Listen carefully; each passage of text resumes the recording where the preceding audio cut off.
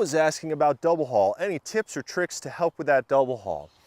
One of the first things we have to do is understand what the double haul is, what it does for us, and why we would want to use it.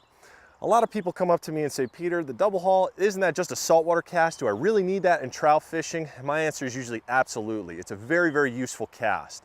It's going to help in a lot of situations. It's going to tighten up your loop, help deal with windy conditions, increase your line speed, and help you with accuracy. Not to mention, it's actually going to take a lot of strain off of your casting wrist. So there's a couple things we want to do when we're double hauling, and there's a couple things we want to know about this double haul. First off, we want to know about the basic cast. The basic cast involves an acceleration, then a flick to a stop. That acceleration usually happens with my forearm, then a little flick to a stop with my wrist, or drive with a thumb, a pop to a stop. There's a lot of different names. And there's one on the back cast, forearm, wrist flick, if you will.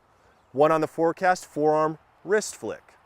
The haul, I like to tell people, it's almost like a turbo in a car. It's got to kick in at that right moment. Notice when that flick happened, right there at the end, and then again right there at the end.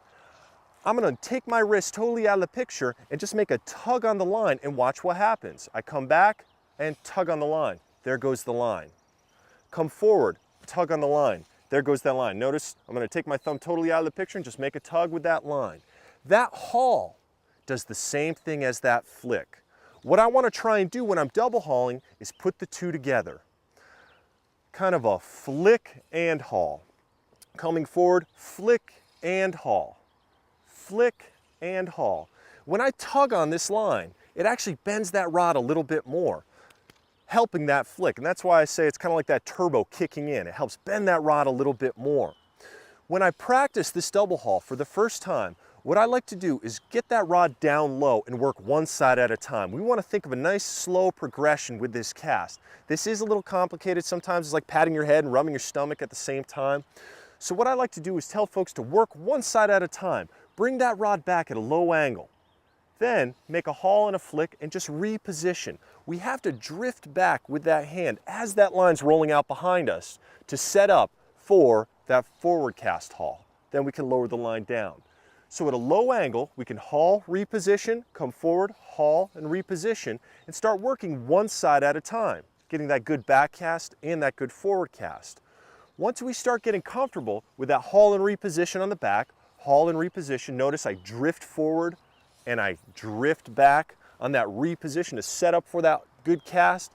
I have to make sure my hauls are nice and smooth and my hauls are coming at the right time. If we haul early, we get a lot of slack. Did everybody see when I had that big loop of line right there? This line right here? That slack is going to hurt you when you're casting. That line's got to stay nice and tight, nice and straight on that back cast and on that forward cast. So we want to keep that line nice and tight, rod tip in a straight path, get that haul at the end of the back cast, reposition, then that haul at the end of the forward cast, then reposition. Then we can start to link the two casts together. Tell yourself, okay, now I just want to touch the grass for a split second. Haul, reposition, touch the grass, haul, reposition, touch the grass, haul, reposition, haul, reposition, haul, reposition. Make a couple casts doing this, then try not to touch the grass. Just before that line straightens out, make that forward cast. Just before that line straightens out, make that forward cast. Now I said earlier that that haul makes it a little bit easier on this wrist. How does it do that? If I have to work with a long line, let's say I'm casting a 60, 70, 80 feet of line maybe, a longer distance, well, this much line is very, very difficult. I gotta work really hard with that wrist. I gotta get some body involved, and now I'm out to this distance, and that's about what I got. It starts getting really tough, really strenuous on that wrist. Well, if I strip this line back in, come back to a manageable length of line of say 40 feet, then get a haul, now my whole arm, my whole left arm is taking the strain off of my wrist. I'm using a lot less.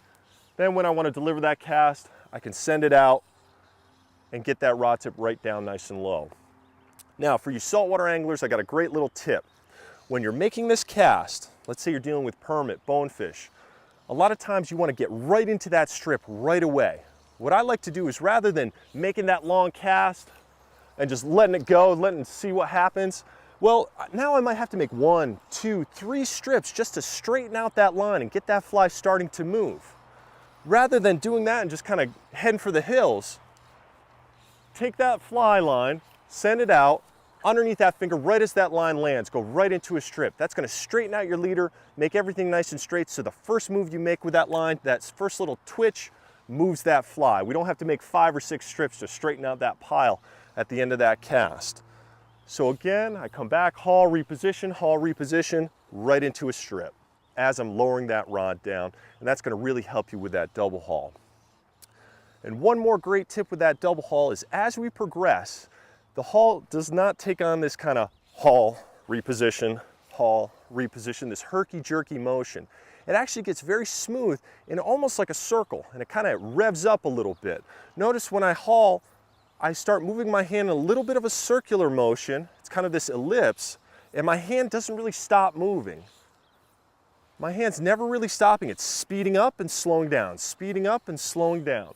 That's going to keep that line nice and tight, always underneath some tension. That's going to keep that loop nice and tight, help me carry a long line and deliver out to that cast. And I know I just said try and hold on to that line and strip right there. So let me do that one more time the right way. Haul, reposition, fire, right there. When hauling, a lot of people wonder, how long should I haul? Should I make this great, big, gigantic haul and try to reposition? Or should I make this nice, compact haul?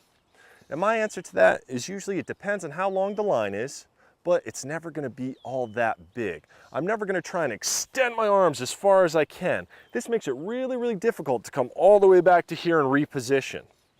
What I like to tell folks is about 18 to 24 inches. Notice not too far back, reposition, not too far forward. This is about how far I like to haul.